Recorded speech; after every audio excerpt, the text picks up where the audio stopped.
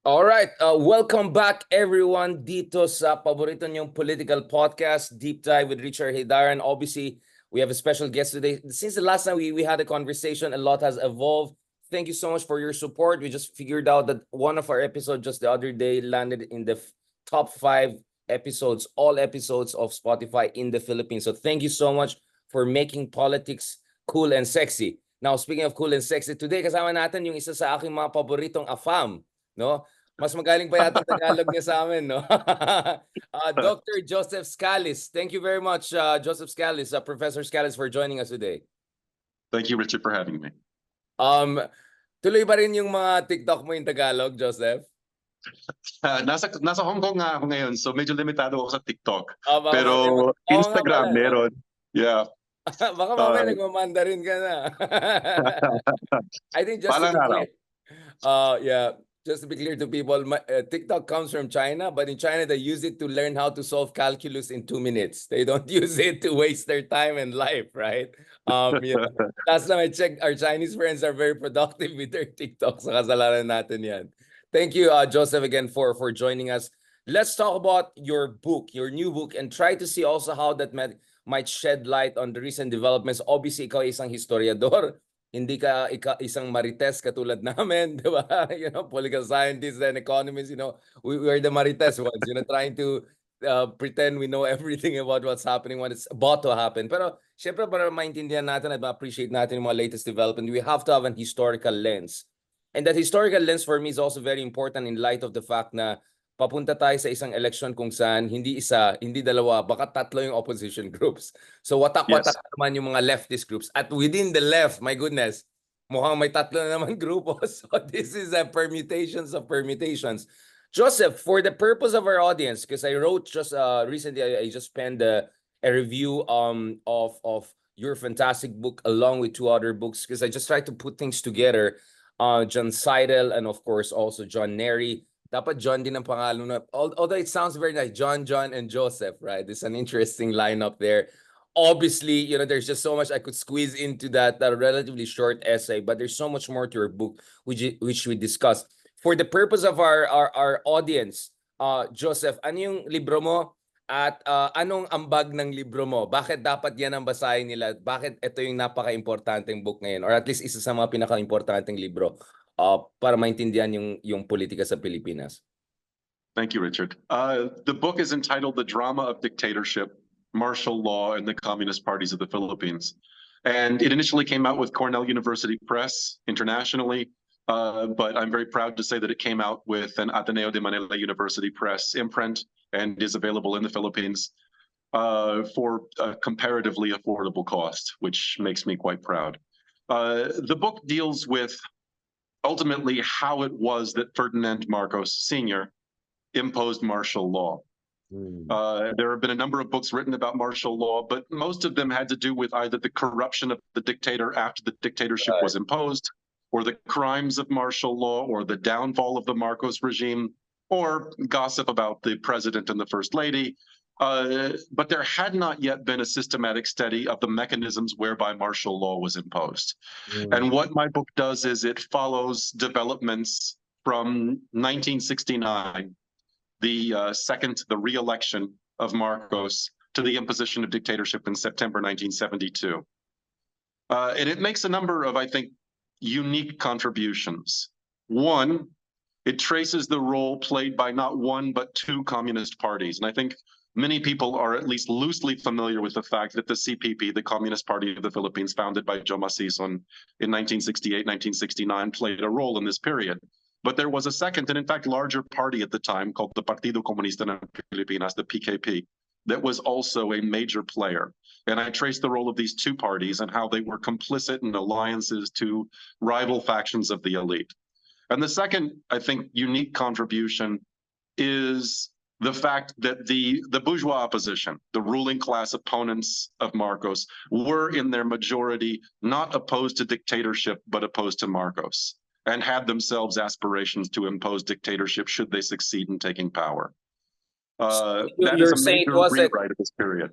So you're saying there's just a slight delay, just for the purpose of our audience. Baka magalit kayo naman, Richard. You're You're interrupting your guest again. I mean, of course, I'm talkative, but I try to be as no. I mean, so essentially, Joseph, it's an origin story of the Marcos dictatorship, which probably is Yes. understudied, and you had to demystify. And more importantly, based on your scholarship, it looks like a very consensual dictatorship, right? In a sense that there were just so many enablers from center right all the way to the left side of the political spectrum. What does that say about the Philippines in the 1960s? And of course, people can see the implication of this down the road. But anong masasabi ito sa larangan ng politika, sa political landscape in the Philippines, the kind of political elite we have, including progressive political elite? Says a good many things. First, I would point out that it points to the limitations, even the hypocrisy of the American claim that they had created some showcase of democracy in Asia.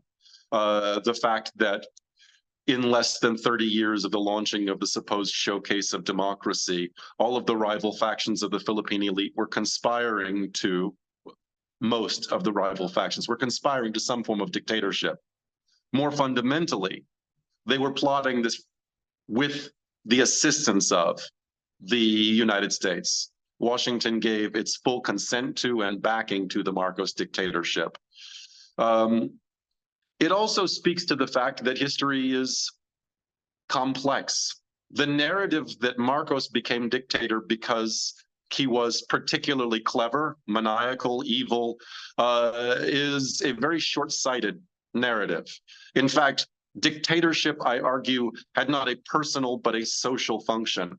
It was not about Marcos' desire to perpetuate himself in power, however true that may have been, but about the need to suppress social unrest in the Philippines. That was the vantage point of the ruling class. And thus, Marcos's rivals were opposed to Marcos being in power. I use the analogy in my book of Trip to Jerusalem, musical chairs. And all of the elite are parang naglalaro sila ng musical chairs, umiikot-ikot, habang pabilis ang sounds, until there's only one chair left, Malacanang. At kung sino makaupo dyan sa mananatiling diktador. And there could be only one.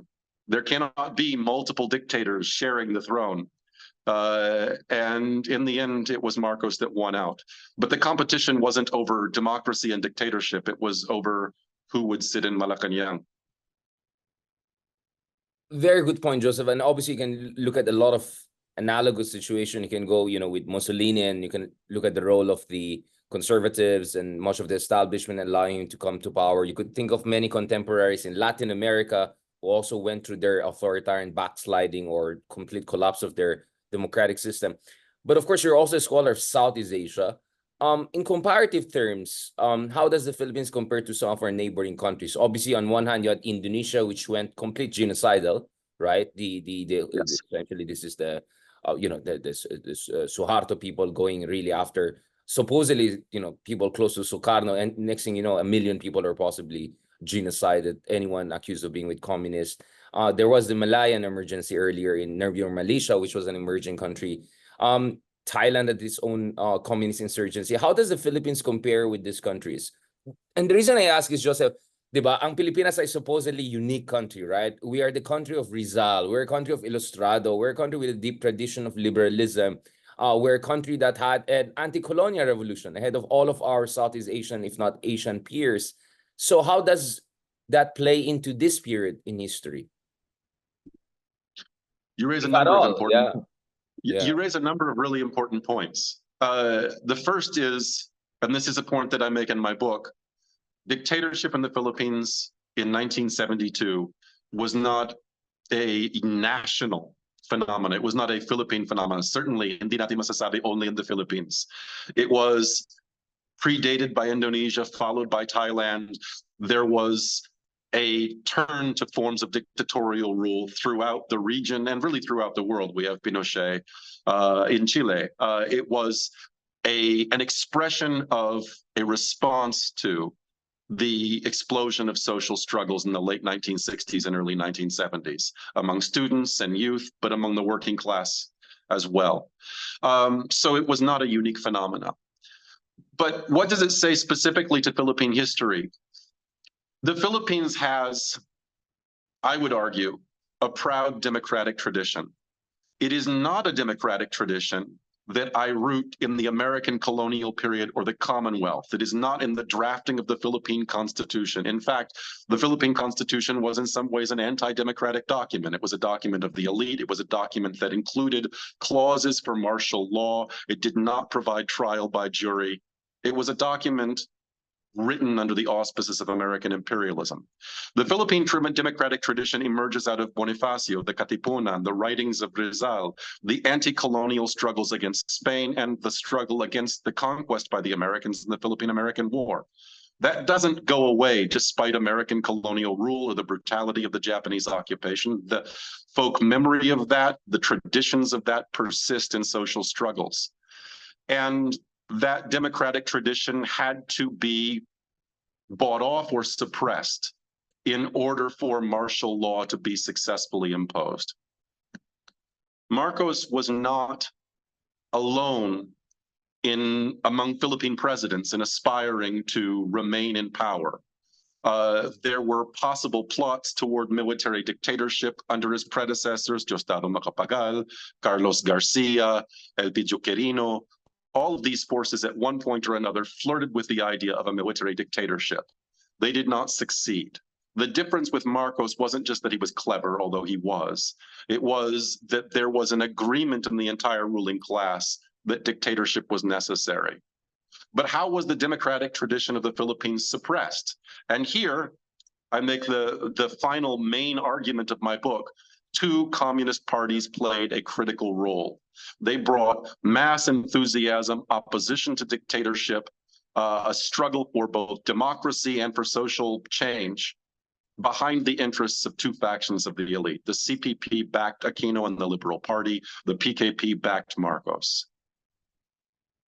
That's a very important one. I mean, there's a reason why in my review I started with Kipling, the half devil, half child, very Orientalist, disparaging comments about Filipinos. And if you can see, the implication was actually he was more accurate if he were referring to the elite in the Philippines, not the ordinary Filipinos. You can say that the Kipling dictum applies to the Filipino elite. The people who you were expecting to be steeped in the democratic tradition, the people who you're expecting to hold the line, as the line goes nowadays, the people who were expecting to fight for progressive values and ideas, the people who were expecting to be courageous in defense of Republican traditions from Bonifacio and Cartilla and all of that, one way or another, they all became co-conspirator and enablers. So obviously, you and I, Joseph, for the purpose, because I have very diverse watchers and we're on 3 platforms right now. So obviously, they're pro-Duterte, pro-Marcos. I see my fellow Ilocanos already raising their eyebrows.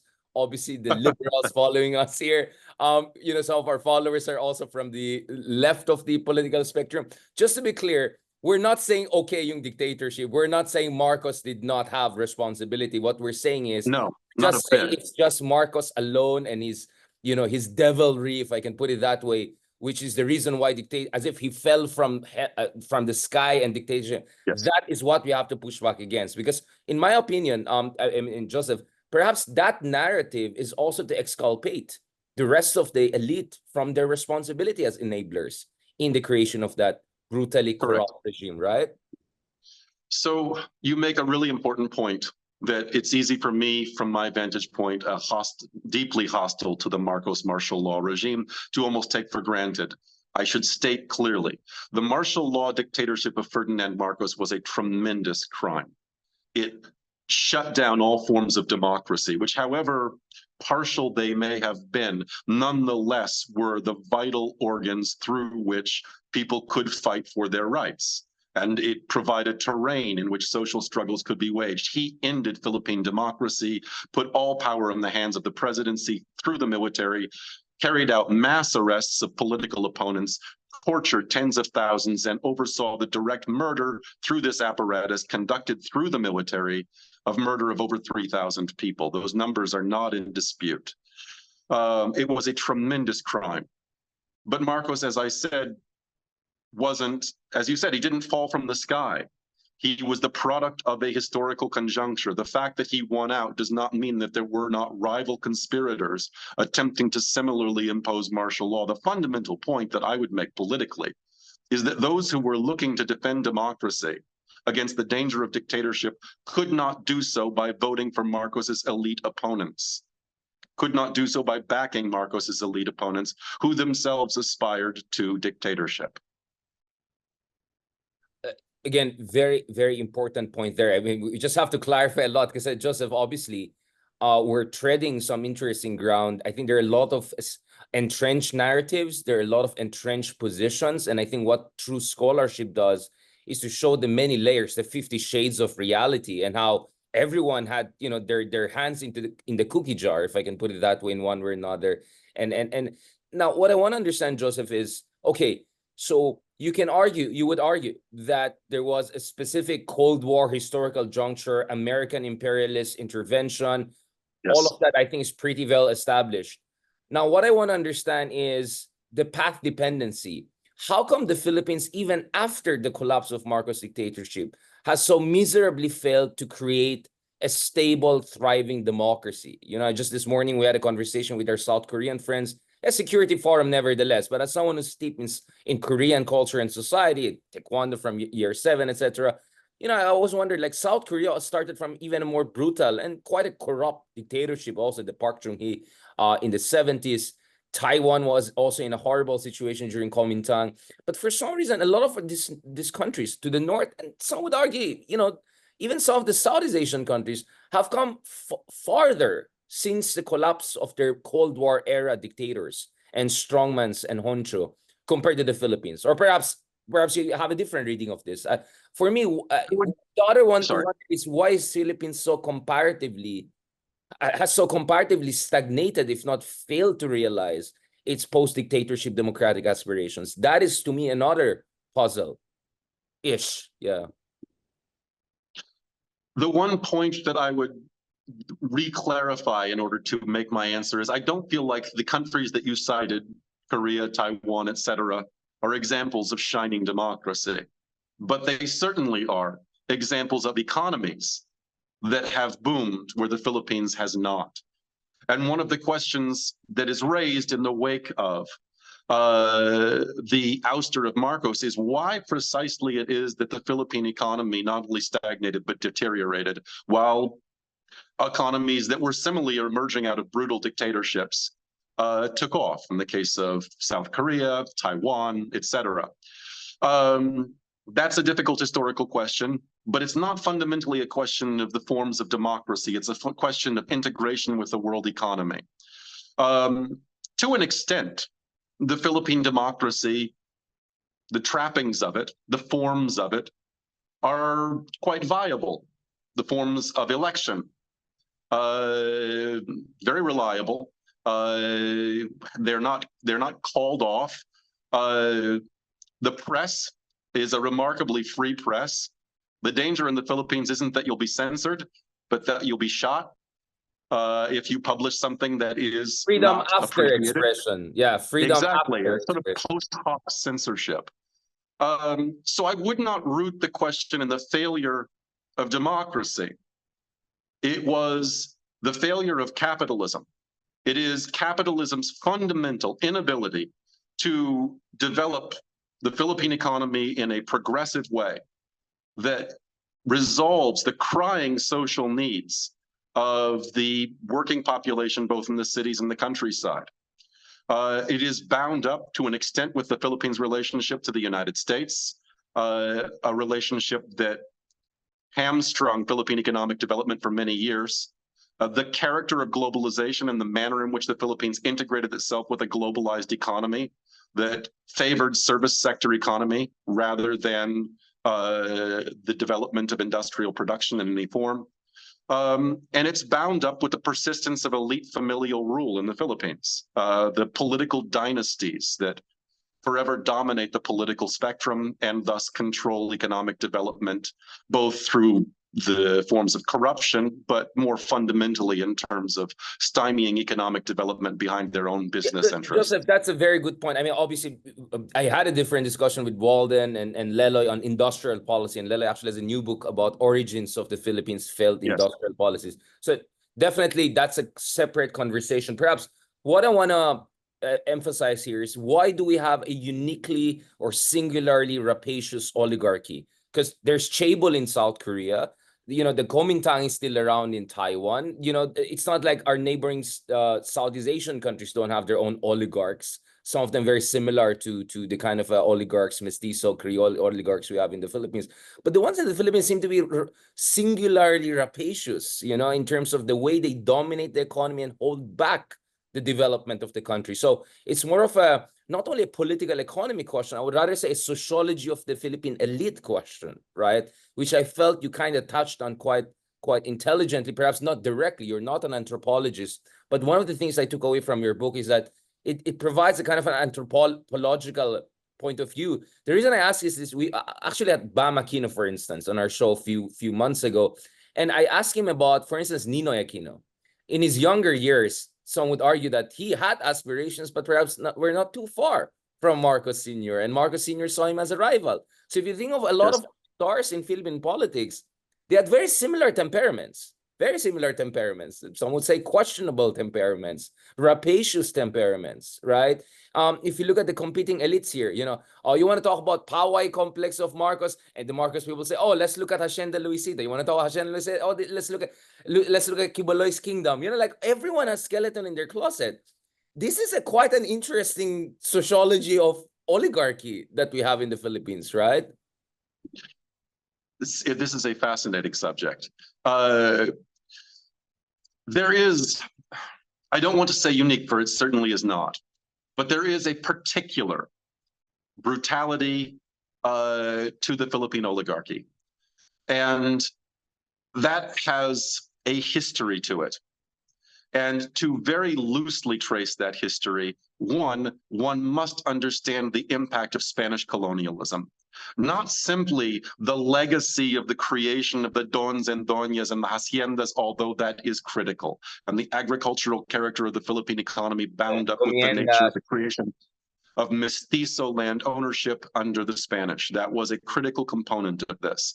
But what is more, those forces retained ties to Spain, often as the mother country, for the space of a half century after the end of Spanish colonialism, in some instances to the present. And that took a particularly phalangist bent.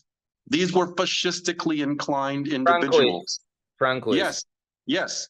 Just to give one example, and not to single him out, to give one example, Diosdado Macapagal was closely tied to the Franco regime and to phalangist ideas.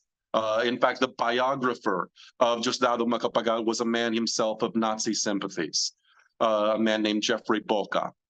But it wasn't just the impact of Spanish colonialism, the oligopoly, and then phalangist ideas and fascism. There was then this was, rather than broken down and torn apart by the democratization that occurred under the United States, it was solidified, it was cemented, it was given legal form. The brutality of oligarchy was dressed up in the Declaration of Independence and the words of Thomas Jefferson by American colonial rule. Then the Japanese occupation. This was not a blip in Philippine history.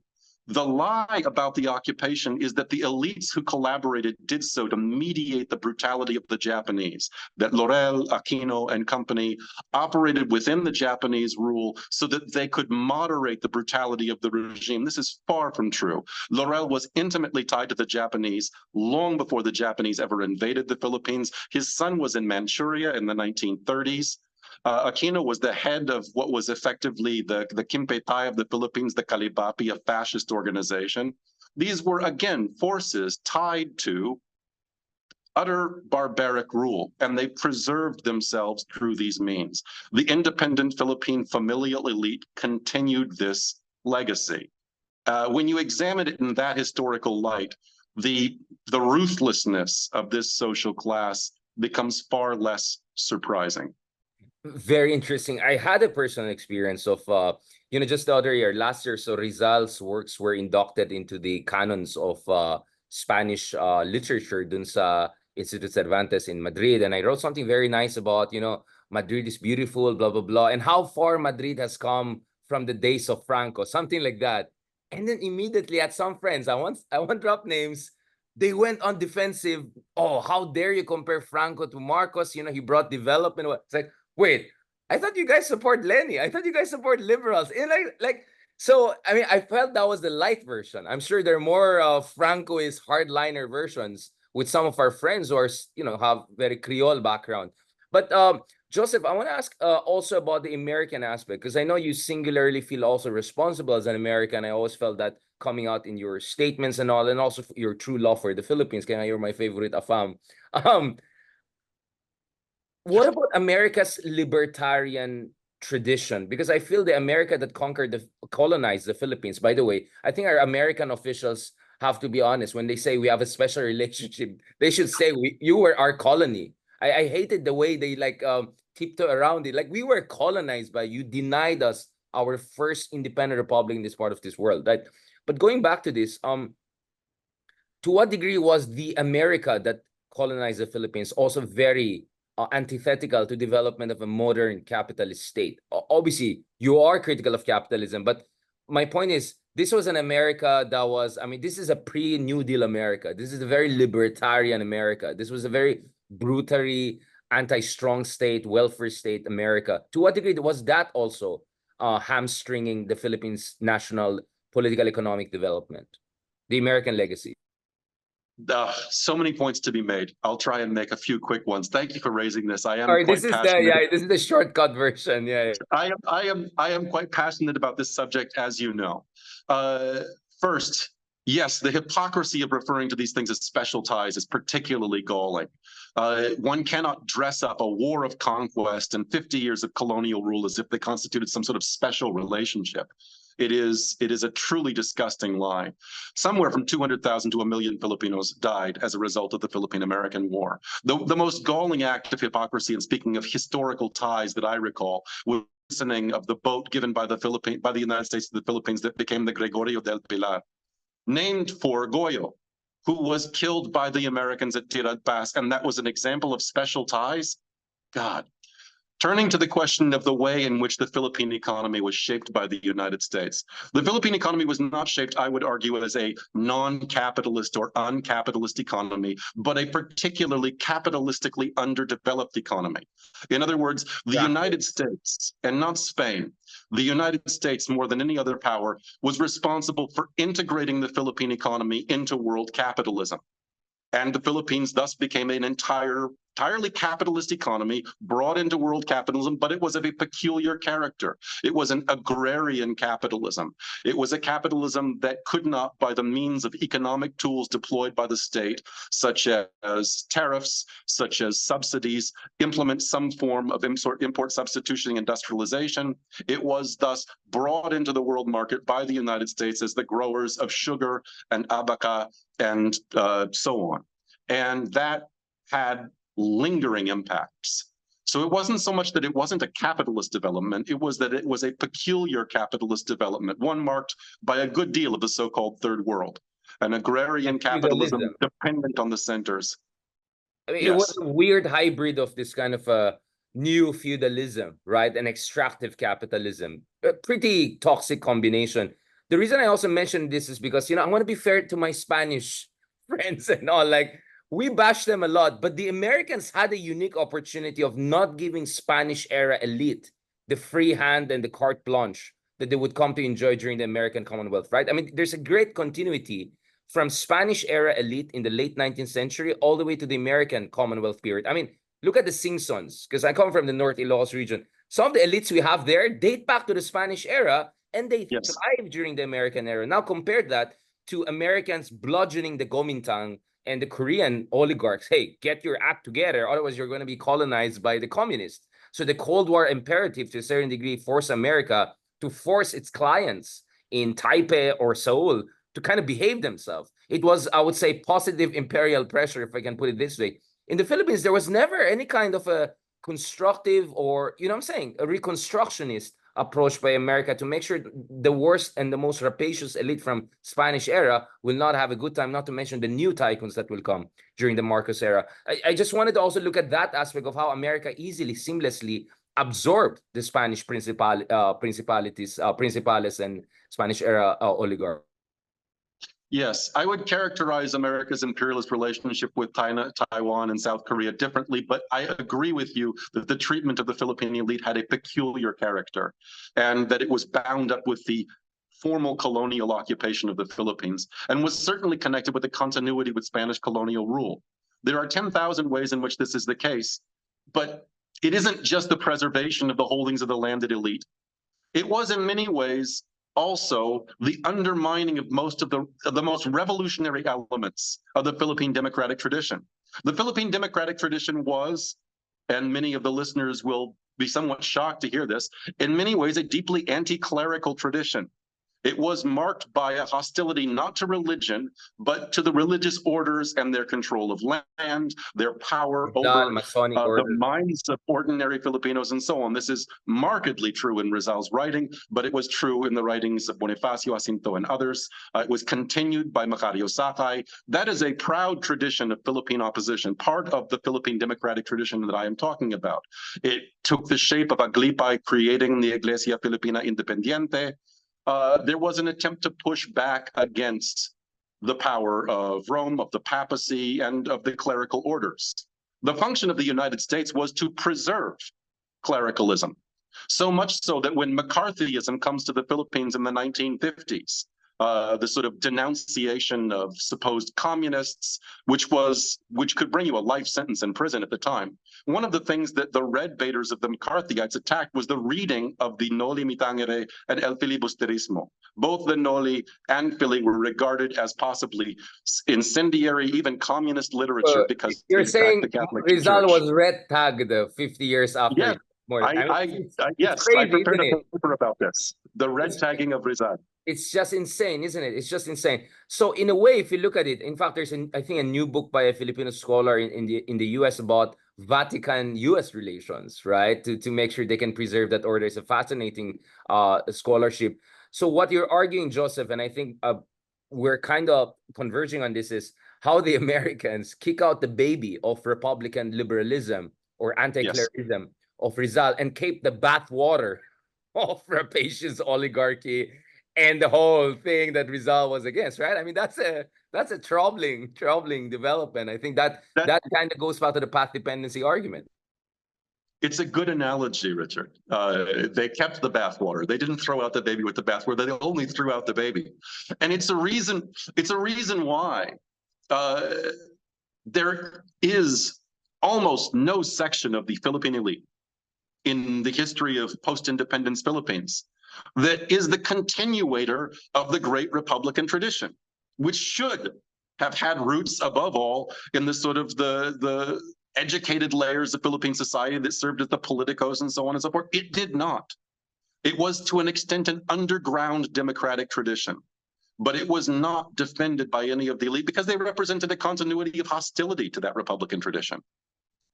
Absolutely. Yeah, I mean, I'm constantly thinking about, I mean, that tells you, Joseph, how much I'm stimulated by this conversation. I'm constantly thinking about how the journalist in me will squeeze this in a way that is metaphorically appreciable. So this is that Tom Friedman way of summarizing, like, throw out the baby, keep the bathwater. It could be a title of a book even, right? So fast. I have the same feeling with Leloy. When we discuss, immediately these metaphors come to my mind because I think it pretty much captures what's going on.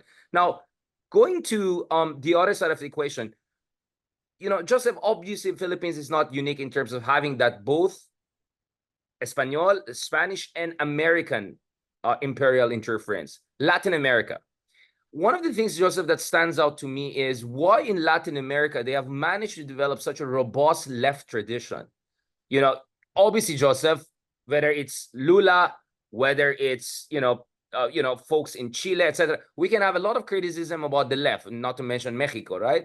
But nevertheless, if you look at the left in these countries, they seem to have been much more vibrant, robust, and even more effective in pushing back against right-wing populism than I would say in the Philippines. What is your understanding of that? Again, of course, this is a question I also asked with Walden because his PhD dissertation was on Chile, right? And how the middle class supported Pinochet against the Salvador Allende. My point is, like, look at a lot of these Latin American countries. They're messed up in many ways, but they have come a long way in terms of a Republican progressive tradition compared to the Philippines. I mean, the Philippines, I can only think of someone like Riza Ontiveros as an analog to some of the progressives who have made it to positions of power in Latin America. So how is the Philippines singularly behind the curve compared to some of these other ex-Spanish colonists? not to mention Spain So itself. one of the core arguments of my book is that what passes for the left in the Philippines has been dominated throughout its history by Stalinism. And by Stalinism, I don't mean the person of Joseph Stalin or the Gulag. Those things are outgrowths of Stalinism. Stalin himself was the representative at the highest layers of Soviet society of Stalinism. I'm arguing that Stalinism was a political program that turned the internationalism of Marxism into nationalism and sought to justify the national interests of the bureaucracy with limiting the demands of the working class to exclusively democratic demands in countries of belated capitalist development, subordinating them to the interests of the capitalist class and the interests of the bureaucracy. And Stalinism in the Philippines has, from its inception in 1930 up until the present, sought to find some capitalist ally that they would label the progressive section of the national bourgeoisie with whom they could ally. That has had incalculably devastating effects on the independence of the Philippine working class and the development of a socialist program. The analogy to Latin America, in Latin America, the majority of what has constituted the left in Latin America has similarly been impacted by Stalinism. It has been impacted by a nationalist rather than an internationalist conception and a class collaborationist perspective. It has had different forms. Some of it has been Soviet rather than Chinese oriented. Some of it has been very profoundly impacted by the guerrillaist politics of Fidel and Che and the sort of Cuban perspective. Nonetheless, this is a continuity between the Philippines and Latin America that in the end has profoundly undermined the interests of the Latin American working class, whether in Chile or Venezuela or Bolivia or elsewhere, as it has the Philippine working class. So why the difference? Why is it that they're the left, so-called, largely Stalinist, occasionally pseudo-left supporters of Stalinist parties, why has it had a stronger political role in many Latin American countries than it has in the Philippines? I think the answer to that rests with the explicitly Maoist program adopted by the CPP since 1969, which brought the party close to power in the early 1980s. And at a time when there was immense unrest in the capitalist class itself against the Marcos dictatorship. The failure to consolidate an alliance with the Cory Aquino government in 1986 was the watershed moment, in my opinion, the high water mark for the power of the CPP and the so-called left in the Philippines. The failure to consolidate that relationship, they propped up the Aquino administration belatedly and then were kicked out by Enrile and company, led to a gradual decline of the role of the left, so-called, in the Philippines, until there was a precipitous collapse, in my argument, after the exposure of their relationship with Duterte in 2016. I do not think that the CPP will ever recover from the exposure of their ties to Duterte in 2016 and what that meant for their politics. That's a perfect segue to the latter part of our discussion, because I want to have a more contemporary look. As we speak, by the way, I'm getting a lot of reaction on TikTok. A lot of people are attacking us, which is always a good news. That means that we have pissed off the right people. At the same time, on other platforms, we're getting very positive feedback. Glenn is saying, wow, he's so knowledgeable about Philippine history. Magbabasa na ako. So thanks to AFAMs like you, who are, in my opinion, more Filipino than most of us. You know, many people are getting inspired. So thank you, Joseph. You can say I'm really enjoying this. This is a fascinating discussion. I look forward to having this discussion in person, talagang one-on-one tayo mag-usap dito. Pag-usapan natin yung contemporary political landscape, Joseph, no? So in what sense does your theory of the drama of dictatorship during Marcos Sr. Inform your understanding of the drama of Team Kadiliman versus Team Kasamahan, as someone would put it, like the House of Marcos versus House of Duterte? This is an insane situation we're facing right now. And just as insane, I would say, is the fact that we don't have one, but multiple oppositions coming in the 2025 elections, which you would have thought that with the two gigantic notorious dynasties at each other, this is an opening for a third force, right? I don't mean it in the Tony Blair sense of the word. He's actually in town, I got to know a while ago. But in a more progressive, truly progressive sense. I want to hear from you. How does your scholarship inform your understanding of Marcos Jr. and the current state of affairs? So the epilogue to my book, very briefly, and in an early stage, touches on this. In an early stage of the rivalry between Duterte and Marcos. But certainly, I published this book immediately after the election of Ferdinand Marcos Jr., and I was able to reference that. It was also published after the death of Joma Sison, and I was able to mention that. So certain parts of this narrative rounded themselves out as this book came to publication. No historian is free of the present when they think about the past, but that was profoundly true of this book. I wrote this book as Duterte came to power, and Donald Trump, and Jair Bolsonaro, and Brexit, and the Alternative for Deutschland. And you can go down the long list of far-right, populist right, and openly fascist forces that are coming to power around the world. And the culmination historically for me was the election of the son of the dictator in the Philippines. Now, what has made this possible? Because like Marcos's dictatorship in 1972, the reemergence of the far right and of dictatorial tendencies around the world is not a national phenomenon. One cannot explain Narendra Modi and Donald Trump and Rodrigo Duterte by saying only in the Philippines. Obviously, it's not only in the Philippines. So what is causing this? Again, we're looking at an immense social crisis, the danger of world war, the emergence of social unrest, and the turn to dictatorial forms of rule as an alternative to the possibility of revolution and an explosion of unrest by the elite. That's their alternative, is dictatorship. And Marcos embodies that. So why is there, first of all, a rift between Duterte and Marcos when they seem to be two flavors of the same thing, two sides of the same coin? They represent variations on the theme. Variations. Yes, they are variations on a theme by Ferdinand Marcos Sr. But Duterte certainly was of a more vulgar, openly fascistic form of the same concept. The divide between Ferdinand Marcos Jr. and Rodrigo Duterte ultimately is a geopolitical one rather than a social one. You can point to familial ties, and everyone likes to talk about who's married to whom and so on, and that has a certain significance. But most fundamentally, the divide between the Duterte camp and the Marcos camp is the divide between China and the United States.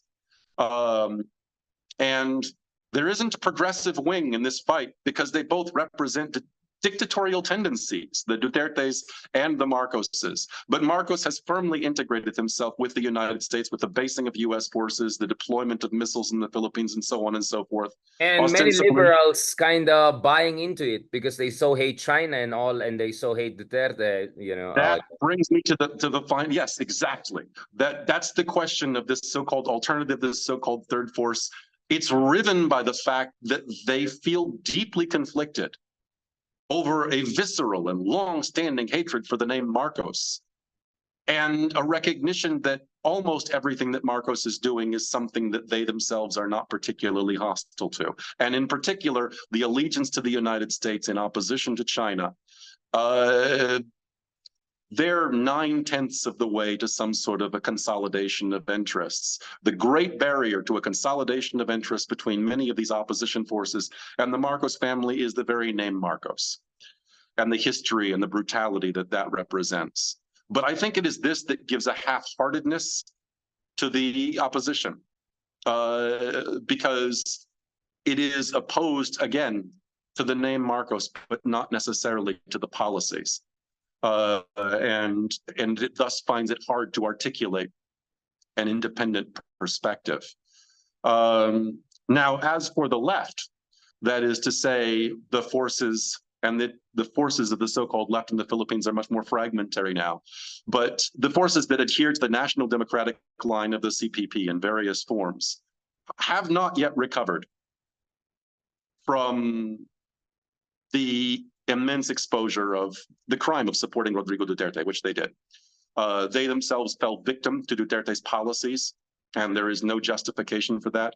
One cannot excuse Duterte's crimes against them on the basis of their own support for Duterte. That's a criminal position. They were brutalized by Duterte through the red tagging and murder carried out by the Duterte administration, and that continue under Marcos. But To an extent, those policies of Duterte were facilitated by the decisions made by the leadership of the CPP to endorse him as a progressive figure. They have not yet recovered, and as such, they do not carry to an alliance with a section of the elite the same cachet that they once had. I don't know at this moment that anyone particularly wants to be partners with them. And thus they are currently positioning as if they might run an independent slate. National Democratic Forces. I am not asserting a direct line between the CPP and various public national democratic organizations, but they have a common political orientation to so-called national democracy, a program that I am calling Stalinism. And thus we have a fragmentary bourgeois opposition, a left that cannot fully organize itself, and two rival factions of the elite, both agreeing on dictatorship, but divided by geopolitics. Very true. I mean, I just penned recently about a Journal of Democracy piece very shortly on this, and I look at what I call a double Cold War. So the Duterte Marcos thing is not yet a civil war situation of solid North versus solid South. There's still a lot of shadow boxing, but clearly this is a kind of an indirect proxy war, if not a direct proxy war, with China obviously banking on the return of Duterte. So I think the interesting thing is, a while ago I mentioned a lot of liberals are softening their stance on Marcos because of their hatred of China on the West Philippine Sea issue. But the other side, and I think this is, Joseph, where I've been critical of some of our friends and colleagues, is the Dutertes are also weaponizing anti-American sentiments and criticism of America to bring people to their side. It's like, if you want to be anti-America or criticize EDCA, come on and join, the Duterte camp or Duterte-affiliated people. So you have this interesting situation whereby I say, it's very important for true progressives to keep out of this game, or at least have a self-awareness when they engage this. Joseph, I want to get a little bit of your point of view on that. And then for the last part of our discussion for today, because I know you have to move forward, but I think this discussion of 1 hour solid discussion just tells you we need to have more of these discussions in depth in the future, God willing, inshallah. Now, Joseph, I want to also ask you about America. First of all, are you voting? How worried you are about prospect of mini civil war in the United States post-elections, polarization, and how do you see Trump 2.0 turning out? Way worse than the first Trump? Is this really America en route to some very troubling democratic collapse situation? So I want to also get your point of view on your own country, the United States. A lot raised, things that I am passionate about. I live in Hong Kong, but I'll be filing an absentee ballot. I will be voting in the United States. I will be voting for the candidate of the Socialist Equality Party named Joseph Kishore. He represents the Trotskyist movement in the United States and internationally. And that speaks to my own political perspective on a way forward, not only in the United States, but in the Philippines, which is the perspective of Trotskyism, which is an independent party of the working class. Yes, as you said, keeping entirely out of it. But by entirely out of it, not just the geopolitical dispute in the South China Sea and so on and so forth, but entirely out of an alliance with any faction of the capitalist class, but rather an independent party of the working class. That's my political perspective. What do I foresee in the United States? There's a famous book, I know you know it. It's called It Can't Happen Here by Sinclair Lewis. And it is a sort of prefigurative imagining of how fascism would emerge in the United States. It's chilling and in some ways very accurate, what Americanized Hitler looks like in the figure of a man named Buzz Windrip.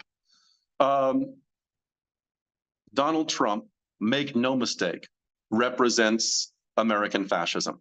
The scapegoating of immigrants, the open declaration of intent for dictatorship, the contempt for democracy. Trump 2.0 represents possibly the end of democracy in the United States. I don't think that's an exaggeration in any way. A close election means the possibility of open conflict and bloodshed. A clear win for the Harris campaign might mean the continuity of democratic processes a little longer, but counterpoint, it also might mean world war.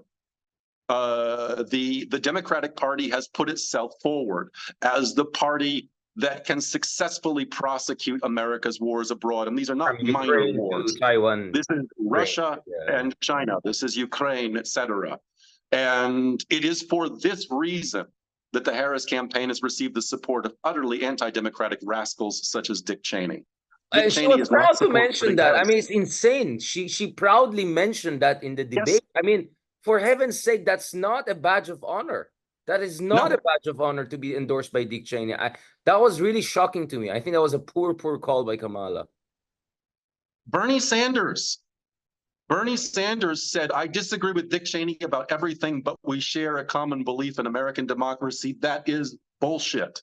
Dick Cheney does not believe in democracy, but Dick Cheney does believe in American geopolitical interests. His conviction that Harris needs to win is a conviction that the Democratic Party is the party that will carry forward American geopolitical interests. It is a declaration that this is the party of war and Wall Street, and the Republican Party has openly become the fascist party of the United States. That's the current state of affairs. There's no way to resolve that, either domestically or internationally, by voting for one of these two evils. It requires an independent movement of the working class, and that's true in the Philippines as well.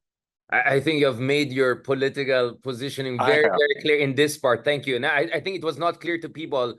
Obviously, we're criticizing different sides, but I think now people can see where you're coming from in terms of your positioning. But what I also appreciate, there's no but actually, and also what I appreciate with you, Joseph, is you also always keep your scholarly objectivity as much as you also have your normative understanding of what is best for your country and for the country that you have come to love and adopt, which is also the Philippines. You know, it's interesting. Just the other night, I was watching Civil War, this latest version movie of Civil War. You know, interestingly, of course, spoilers alert. It's a story of a bunch of war correspondents, and there's a part whereby one of the protagonists say, "What I saw abroad is coming back home." Right? Yes. That was very chilling to me. This idea that for a very long time you've been saying America has been intervening, toppling democracies, Mossadegh in Iran, helping dictators in Latin America here, and then now America itself is facing an existential constitutional potential crisis. And the U.S. Supreme Court, my goodness, I mean, this is an interesting situation to put it mildly. So Joseph, do you think this could be, or this should be, the moment for really progressive forces to get their act together? Maybe not necessarily your version of progressive forces, but anyone who doesn't want to buy into this problematic binary between what you see as a Cold Warrior liberalism, neoliberalism, or post-neoliberalism, and this kind of a demagogic, personalistic, I don't know if you can even call it the Republican Party. My goodness, this was the party of Lincoln at one point. I don't know what are your views of Lincoln, but it's no longer that party by any stretch of imagination. No. And that just tells you how far we have come in the wrong direction, right? In terms of the struggle for a better world. Strongly agree. Brief note, huge fan of Lincoln for all of his limitations, a tremendously progressive figure, and an extraordinary figure in American history, and oversaw the Second American Revolution and the end of slavery. The Republican Party today is the party that is much more akin to Adolf Hitler than it is to Abraham Lincoln. And yes, anyone who regards themselves as an aspiring progressive, as a progressive force, it is impossible to realize those aspirations, even if you don't fully yet know what that means, what political program that entails. It is impossible to realize those ambitions within either of the two parties of the American establishment. Any illusion in the Democratic Party at this point is unforgivable. The idea that Trump says he's going to attack immigrants, effectively calls them vermin, and Kamala Harris's response is that she'll better prosecute the border and make sure that she keeps immigrants out. She claims that she'll be the one to better carry out war. There is not a single moment where she adheres to a socially progressive policy and defends it. She is forever making an appeal to the military forces and to the right, in opposition to the fascist candidate Trump. One cannot support a progressive agenda on this basis. Thank you also for mentioning Abraham Lincoln. Yeah, I mean, this is a person who was praised by, I know, Tolstoy. Marx even had good things to say about that guy, and Gandhi. So that just tells you he's a singular figure. And I was just reading again the Hemingway's reflections on these days in Paris and all. And there are actually some lines I heard from Picasso, who felt, he's such an singularly extraordinary American figure, right? So he has admirers up to this day, and I think as an American you should be extremely proud of having someone, a martyr of Republican democracy, in ways that we feel about Rizal and Bonifacio here in the Philippines. On that note, The Drama of Dictatorship, Martial Law, and the Communist Parties of the Philippines. Fantastic book. I really recommend it. I wrote a review, a short review on that, putting it together with some of the other fantastic work. At the price of barely 2 Starbucks coffee latte, right? So definitely worth it. You want to understand the Philippines better. You want to understand the progressive view better. You want to have a world-class historical analysis of a tortured democracy and the tortuous journey, and that country happens to be Philippines in this way. You want to have it from my favorite Afam and a true patriot, a true lover of Philippines and his own home country, of course, the United States. Thank you so much, Dr. Joseph Scalice, for that passionate and analytically enriching conversation, more or less than an hour. I mean, we were able to squeeze in a lot, and I think that gives an idea to people the caliber and the quality of conversation we want to bring in. Obviously, I think, Joseph, people know that we may differ on some of the issues, including on geopolitics, among other things. Also with Walden, I had back and forth. But I think people have to understand disagreements are normal, but what's important here is we first analyze how things have gone wrong. And I think we see a lot of almost complete convergence in our analysis of how things have gone wrong. And now the question is how to move forward in the right direction. Thank you, Joseph. Is there something you want to add before I let you go and take care of your family duties and the rest? No, it's always a pleasure, Richard. Thank you so much. As you said, check out my book, and I look forward to a next conversation. Definitely. And hopefully on the next conversation, we'll have a copy of your book and the autograph and all. Mabuhay ka. Maraming salamat, Joseph, and have a good day. God bless. Bye.